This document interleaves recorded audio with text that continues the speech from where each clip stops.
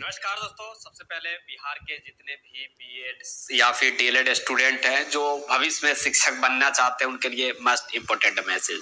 Atul Prasad ji BPSC chairman साहब का एक बहुत बड़ा बयान आया है। आप लोग के बीच एक प्रश्न था कि सर ओएमआर में अगर किसी प्रकार का संशोधन होता है तो इसका मतलब है कि वहां पे कुछ फर्जीवाड़ा भी किया जा सकता है। इसके लेकर अतुल प्रसाद जी जो बीपीएससी चेयरमैन है उनके तरफ से बहुत बड़ा बयान भी आया है। और दूसरी तरफ जो जातीय आवासीय आय या फिर एनसीएल के लेकर हम बातें करेंगे कि किस प्रकार अगर आपका है तो आपका करेक्ट है और किस प्रकार का है तो आपका करेक्ट नहीं है। चलिए वीडियो को स्टार्ट किया जाए। इससे पहले लाइक शेयर और सब्सक्राइब सारे लोगों को कर देना है। वीडियो के डिस्क्रिप्शन में पेज है फेसबुक का, वहां पे आप लोग जुड़कर बातें कीजिए। कॉल आप लोग कर रहे हैं, मैं रिसीव नहीं कर पा रहा हूँ, इसके लिए क्षमा। बट आप लोग वीडियो के डिस्क्रिप्शन में चेकआउट कीजिए, एक लिंक मिलेगा फेसबुक का, वहां पे आप लोग जुड़कर हमसे बातें कर सकता है। मैं कॉल रिसीव नहीं कर पाता हूँ और बहुत लोगों का कॉल आता है तो इसके लिए क्षमा है भाई। अब हम बात कर रहे हैं सबसे पहले अतुल प्रसाद जी का बयान। जो अतुल प्रसाद जी का बयान है इसमें आप देखेंगे, यहाँ है अतुल प्रसाद जी का बयान जिसमें उन्होंने स्पष्ट तरीका से कहा है। इंग्लिश में उन्होंने लिखा है लेकिन हिंदी में इसको मैं कन्वर्ट करके बताना चाहूंगा। उन्होंने कहा है कि अभ्यर्थियों को अपना रोल नंबर लिखने और गोले को कला करने के लिए क्यों कहा जाता है, यानी कि अभ्यर्थी जो है वो अपना ऊपर में रोल नंबर लिखता है, फिर नीचे में जो है वो ओएमआर को जो प्रिंट करता है लिखता है, वो क्यों कहा जाता है? जाहिर है ताकि एसएन करने पर उनके रोल नंबर में कोई गलती पाए जाने पर क्रॉस वेरिफिकेशन किया जा सकता है। इसे ओएमआर का सुधार या छेड़छाड़ कहा जाता है। ये बेतुका बयान है, यानी कि उनका कहना है कि जो ऊपर में जो दिया जाता है वो प्रिंट जो नीचे में रोल नंबर जो दिया जाता है गोल घेरा में, इसका मतलब है कि वो क्रॉस वेरिफिकेशन के लिए जाता है। जैसे कि किसी प्रकार की आपका परेशानी है, ओएमआर में किसी प्रकार की त्रुटि है तो उसको सुधारने के लिए दिया जाता है, ना कि और जो भी है किसी प्रकार के गलत एक्टिविटी करने के लिए। वो केवल वेरिफिकेशन करने के लिए दिया जाता है, सुधारने के लिए दिया जाता है। और उनके तरफ से ये जो सफाई आया है ये अच्छी बात है। आप लोग का प्रश्न था कि सर अतुल प्रसाद जी से ये प्रश्न पूछा जाए तो वो प्रत्येक बातों को देख रहे हैं, हम लोग को वीडियो को भी देख रहे हैं, वो प्रत्येक बातों को नोटिस कर रहे हैं, देख रहे हैं। आप जो बातें कर रहे हैं, आप जो कमेंट कर रहे हैं, हर बातों को वो देख रहे हैं। तो इतना भी मत समझिए कि वो उनके पास बातें नहीं पहुंच पाती है, उनके पास सारे बातें पहुंच जाती है। वो आप जानते हैं कि वो आज के दौर में जितनी भी टेक्निकल चीजें हैं उससे वो जुड़े हुए हैं, चाहे यूट्यूब हो, टेलीग्राम हो, इंस्टाग्राम हो, फेसबुक, सारे जगह वो जुड़े हुए हैं। खासकर वो ट्विटर पे विशेष प्रकार से भी जुड़े हुए हैं। अब बात हम कर लेते हैं भैया, ये जो जाति, आवासीय और आय या फिर जो एनसीएल में किस प्रकार की सुधार होगा उसके लेकर बात कर ले रहा है, जिसमें बहुत सारे लोग का प्रश्न है कि जो डिजिटल है वो सिग्नेचर मेरे पास नहीं है सर, तो क्या फिर से अपलोड करना होगा?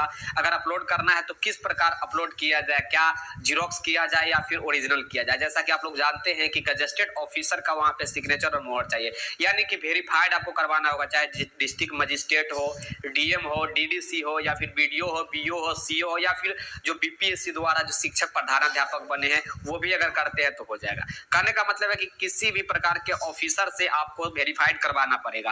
कोई भी ऑफिसर से आपको वेरिफिकेशन करवाने के बाद वो सेटिस्फाइड करेंगे, इसका मतलब है कि आप सही व्यक्ति है, आपका कागज जो है वो सही है, इसीलिए वेरीफाइड किया जाता है, सेटिस्फाइड किया जाता है, वेरीफाइड किया जाता है। तो कहने का मतलब ये है कि ओरिजिनल पे तो आप लोग करा नहीं सकते हैं, जीरोक्स पे ही कराना होगा वेरीफाइड सेटिस्फाइड। तो जीरोक्स आप लोग करवाएंगे, प्रिंट में हो सकता है तो प्रिंट में करवा लीजिएगा, ज्यादा बेटर रहेगा, और उस पे जाकर वेरीफाइड गजेस्टेड ऑफिसर से करवा लीजिएगा। अब जिनका जाति, आवासीय आय और एनसीएल में किसी भी प्रकार के परेशानी मैं यहाँ पे साइड में लगा दूंगा, आप लोग देख लीजिएगा। अगर ऐसा भी आपके पास है तो किसी प्रकार की कोई गलती नहीं है आपका और किसी प्रकार की आपको अपलोड करने की भी आवश्यकता नहीं है। इसके बावजूद जैसा कि किसी का है कि दूसरे का अपलोड हो गया है, बहुत लोगों का ऐसा भी है कि दूसरे का तो चलिए छोड़िए, उल्टा पुल्टा हो गया, यानी कि जाति के जगह पे आय हो गया है, आय के जगह पे आधार कार्ड हो गया, आधार कार्ड के जगह पे 12th का मार्कशीट सर्टिफिकेट, 12th के मार्कशीट के जगह पे सीटेट का हो गया, सीटेट के जगह पे क्या हुआ है तो भैया आधार कार्ड हो गया, सीटेट के जगह पे आधार कार्ड हो गया। तो ऐसा उलट फुलट हो गया है, बहुत लोगों का सीटेट के जगह आधार कार्ड भी हो गया, ऐसा जानकारी मिला है। तो वहां पे आप सुधार कर सकते हैं, सीटेट के जगह आधार कार्ड हो गया या फिर जाति के जगह आवासीय, आवासीय के जगह सीटेट हो गया है, तो ये सब में आप सुधार कर सकते हैं। आवासीय के जगह सीटेट हो गया तो ये सब करेक्शन किया जा सकता है। नहीं कि जिसका डिजिटल सिग्नेचर नहीं है, बहुत लोग परेशान है कि सर मेरा डिजिटल सिग्नेचर नहीं है तो मैं अब क्या करूं।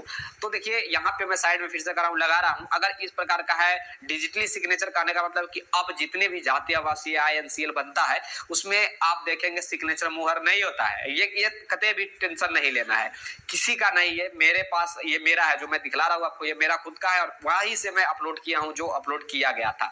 तो केवल आपके पास बार कोड स्कैनर है तो आपका किसी प्रकार की परेशानी नहीं होगा। बार कोड स्कैनर से ही आप सर्च आउट करके देख सकते हैं कि जब भी आप अगर आपको वेरिफिकेशन में परेशानी हो तो सीधा आप सामने वाले व्यक्ति को बोलिए कि आप सर बार कोड स्कैनर दिया गया, उससे आप चेकआउट कर लीजिए कि मैं सही हूं या फिर फर्जी हूं।